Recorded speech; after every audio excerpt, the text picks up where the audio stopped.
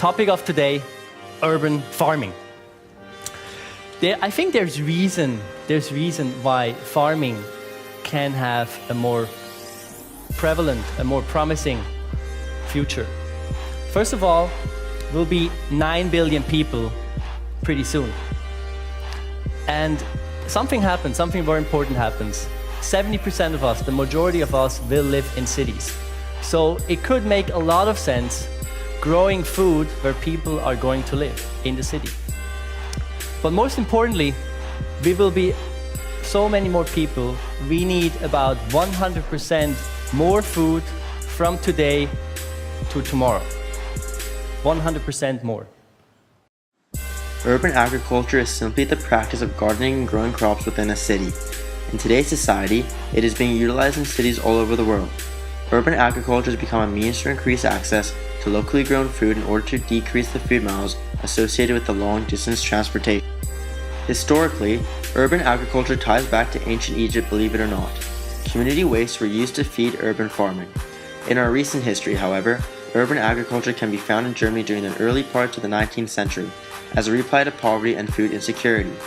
Victory gardens, gardens planted to increase food production during a war, were developed during World War I and World War II and were fruit, vegetable, and herb gardens in US, Canada, and the UK. These efforts in these different nations were started by citizens to reduce pressure on food production and also support the war effort. In our modern society, however, urban agriculture is being utilized in almost every country in the world. Most people around the world are taking a look at urban agriculture, which looks to make food as local as possible. However, the difference of urban agriculture between developing countries and developed countries is quite drastic.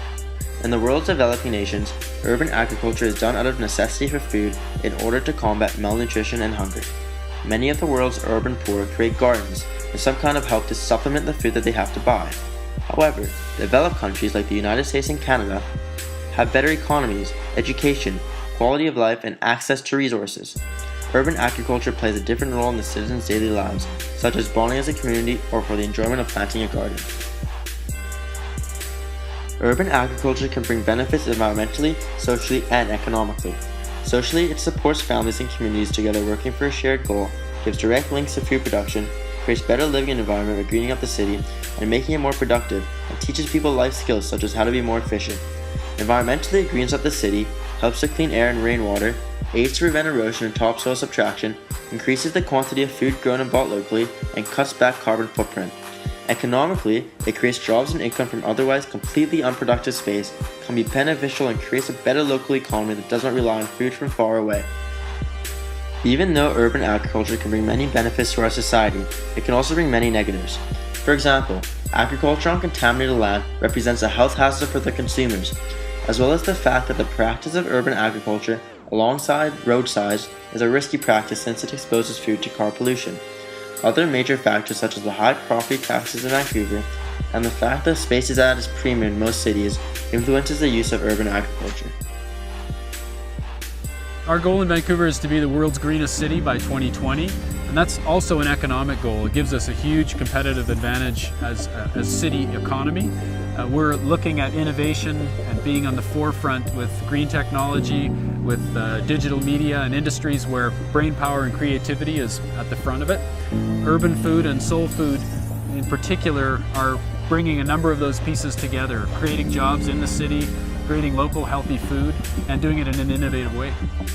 I'm a regular visitor to the soul food sites, showing people what's happening here in Vancouver. I'll take people when I'm touring them around from out of town. I'll go by one of the farms and show them. Here's how we're growing food in the city and tell a bit of the soul food story. And it's very inspirational, and people are spellbound when they see the scale of urban agriculture right here in the city and who's doing it even more so. Vancouver is a great destination for urban agriculture. What makes Vancouver such a great destination is the climate. As you know, we are located in a temperate rainforest, which makes agriculture quite a successful business. Places that utilize urban agriculture include the City of Vancouver, Metro Vancouver, East Vancouver, and West Vancouver. So in fact, Vancouver is a great place to utilize urban agriculture, and it is being utilized almost everywhere. Whether it be community gardens or private gardens, people are taking notice to the benefits that urban agriculture can bring and making it a part of their daily lives.